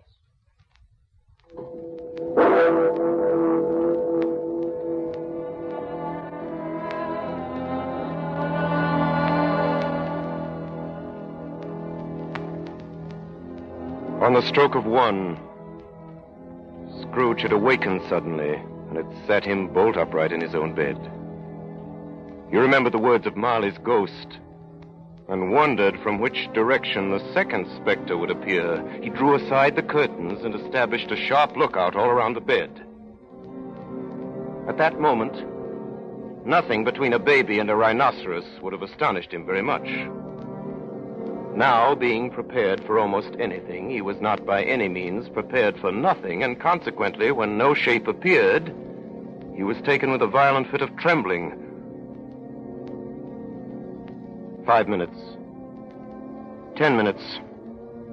A quarter of an hour went by, yet nothing came.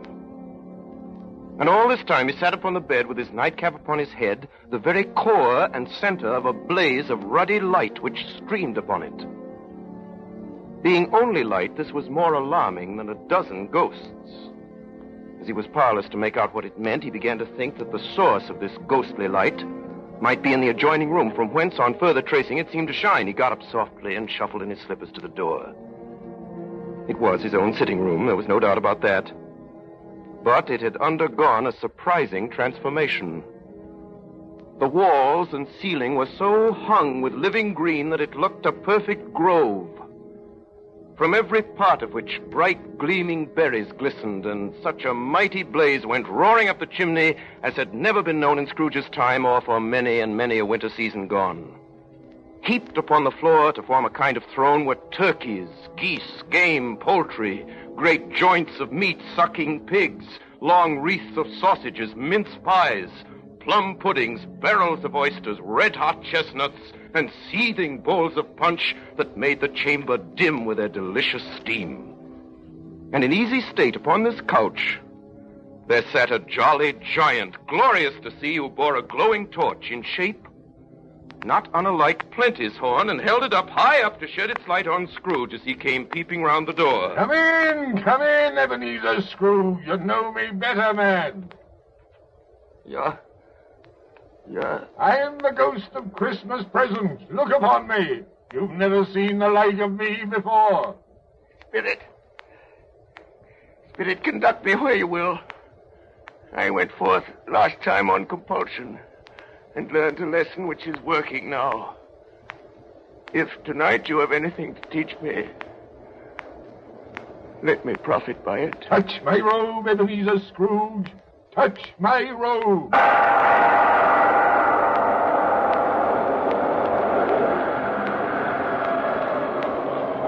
The room vanished, so did the fire. The ruddy glow, the hour of night, vanished. Sunlight brushed them as they streamed through the clear morning air. Second Spectre flew at a more leisurely speed, and Scrooge had time to observe people below him shoveling snow on the city roofs, calling out to one another from the parapets, and now and then pelting each other with snowballs.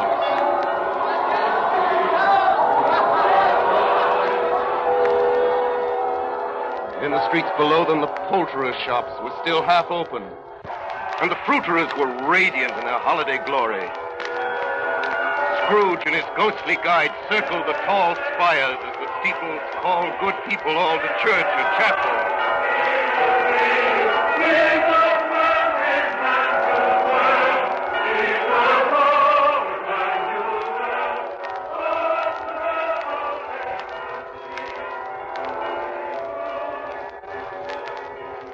There below them lay Camden Town with its squalid streets of ugly frame houses. Of all these dwellings, the ghosts selected the humblest for their visit.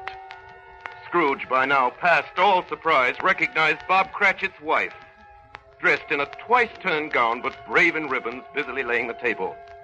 Assisting her was Belinda Cratchit, second of her daughters, also brave in ribbons, while Master Peter Cratchit plunged a fork into the saucepan of potatoes.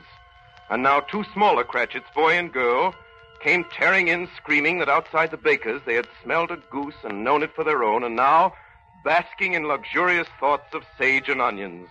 And three more young Cratchits danced about the table. Then once more the door opened. Martha, we've got a goose. Wait till you see it, Martha. Oh, quiet, children, quiet. Why, bless your heart alive, Martha, my dear. How late you are. Merry Christmas to you. Merry Christmas, Mother. Merry Christmas. How late you are, Martha. Oh, we'd a deal of work to finish up last night, and we had to clear away this morning. Well, never mind, so long as you're here now.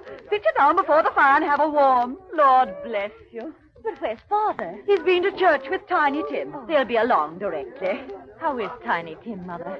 Any better at all? Sometimes I think he is, and sometimes I think, oh, dear God, if anything should happen to Tiny Tim. If Tiny Tim should die. Mother, you mustn't even think of such a thing. Here they come! Merry Christmas, Father, and Tim. Merry Christmas, Martha. And there was Bob Cratchit, with at least 3 feet of comfort, exclusive of the fringe, hanging down before him in his threadbare clothes, darned up and brushed to look seasonable, and Tiny Tim upon his shoulder. Poor Tiny Tim. He carried a little crutch and had his limbs supported by an iron frame. How did little Tim behave in church, Bob? Oh, I liked church, Mother. Oh, they sang the nicest hymns, and the people were so kind to me. It was such fun riding home on Daddy's shoulder. He behaved as good as gold and better. Somehow he gets thoughtful sitting by himself so much and thinks the strangest things you ever heard. He told me coming home that he hoped people saw him in church because he was lame, and it might be pleasant for them to remember on Christmas Day who made lame beggars walk and blind men see. Tim, you darling. Mother, the goose is ready. Mother, I'm hungry. Oh, yes, children, all ready. Come, take your places and wait your turn. There's plenty of stuffing and dressing and plum pudding for all of you. Now, Martha, you take care of Tiny Tim. That's right. And see that he eats plenty. He must get strong and well. Now shall we say grace? Yes, Bob. Our Father who art in heaven, we thank thee for the daily bread which in thy mercy thou dost give to us. Bless us this Christmas day, keep us all together, so that for many years to come we may unite here to do thy will and praise thy name. Amen. Amen. And now, my dears, with such a dinner, a toast. A Merry Christmas to us all, and God bless us. God bless us. God bless us, everyone. And now to Mr. Scrooge. I'll give you a toast to Mr. Scrooge, the founder of the feast. The founder of the feast, indeed. Who pays you all 15 shillings a week? I wish I had him here. I'd give him a piece of my mind to feast on, and I hope he'd have a good appetite for it. My dear, the children, Christmas Day. Well, it should be Christmas Day, I'm sure, on which one drinks the health of such an odious, stingy, unfeeling man as Mr. Scrooge. You know he is, Bob. Nobody knows it better than you, poor fellow. My dear, Christmas Day. Well, I'll drink his health for your sake and the day's, not for his. Long life to him. A Merry Christmas and a Happy New Year. He'll be very merry and very happy, I have no doubt. And I say God bless him too, Mother. And everyone. There was nothing of high mark in all this.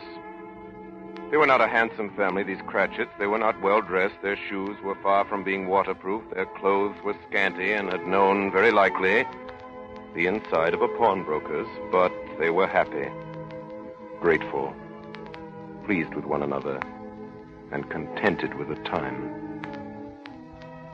And when at last they faded, Scrooge had his eye upon them, and especially on Tiny Tim, until the last. Spirit! Spirit! Tell me if Tiny Tim will live.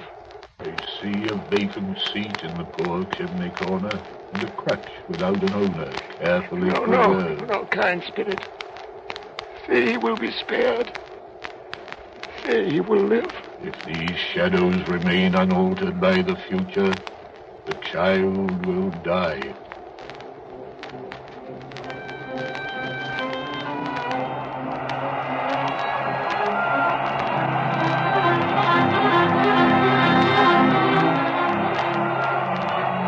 Many calls Scrooge made that night with the ghost of Christmas present.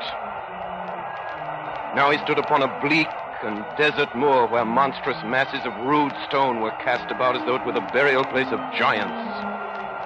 Down in the west, the setting sun had left a streak of fiery red which glared upon the desolation for an instant like a sullen eye, then was lost in the thick gloom of darkest night. A light shone from the window of a hut. Passing through the wall of mud and stone, they found a cheerful company assembled around a glowing fire. An old man and woman with their children and their children's children, all decked out gaily in their holiday attire. In this place, Ebenezer Scrooge, the miners live who labor in the bowels of the earth. Still, they know me. You hear? Spirit did not tarry here, but bade Scrooge hold his robe. And passing on above the moor, they sped on. Whither? Not to see. To see. To Scrooge's horror, looking back, he saw the last of the land. Below him were the waves breaking upon a frightful range of rocks. But built upon a dismal reef of sunken stones, some league or so from shore, there stood a solitary lighthouse. Great heaps of seaweed clung to its base, and storm birds, born of the wind, rose and fell about it like the waves they skimmed. Again the ghost sped on above the dark and heaving sea, on and on until they lighted on a ship. They stood beside the helmsman at the wheel, the lookout in the bow, the men who had the watch, dark, ghostly figures in their several stations.